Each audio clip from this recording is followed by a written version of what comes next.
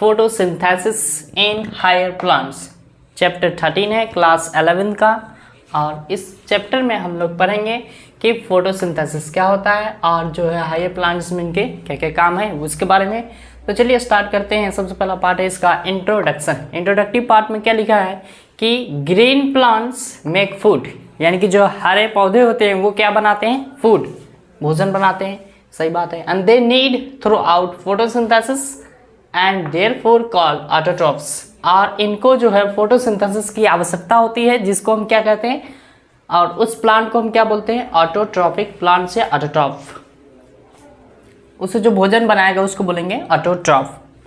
उसके बाद green plants carry out by using light energy of sun. देखो जो ग्रीन प्लांट्स होते हैं वो उनको क्या है कि लाइट की आवश्यकता होती है। वो कहाँ से लेते हैं, तो जो सूर्य होता है सन, वहाँ से प्राप्त करते हैं, तो उसको बोला जाता है क्या चीज़, लाइट एनर्जी।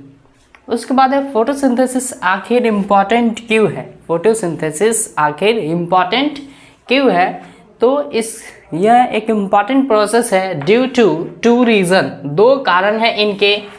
तो पहला कारण है कि it is the primary source of all food on earth. देख बताता हूँ कि क्या कह रहा है कि it is the primary source of all food on earth. कहने का मतलब हुआ कि पृथ्वी पर जितने भी जो है सोर्स है उन सब के लिए भोजन का प्राइमरी सोर्स कौन सा है, फूड का, तो प्लांट से होते हैं, इसीलिए जो है वो इम्पॉर्टेंट है फोटोसिंथेसिस। दूसरा है उसके बाद है कि it is also responsible for release of oxygen into atmosphere, और यह जो है आल्सो रिस्पॉन्सिबल होता है ऑक्सीजन को एटमॉस्फेयर में छोड़ने के लिए। कौन, तो प्लांट्स जो है रिस्पॉन्सिबल होते हैं, इसीलिए इनको कहा गया फोटोसिंथेसिस। अब फोटोसिंथेसिस का मतलब आप लोग क्या समझ रहे हैं कि फोटो और सिंथेसिस क्या, फोटो खींचना, नहीं, इसका कभी मतलब नहीं। तो चलिए स्टार्ट करते हैं, देखते हैं कि व्हाट डू वी नो। कहने का मतलब है हम क्या जानते हैं, what do we know and photosynthesis and it is an enzyme regulated anabolic process. देखो क्या बोला गया है कि it is an enzyme regulated anabolic process of manufacture, process of manufacture of organic compounds inside the chlorophyll containing cells from carbon dioxide and water with the help of sunlight as a source of energy।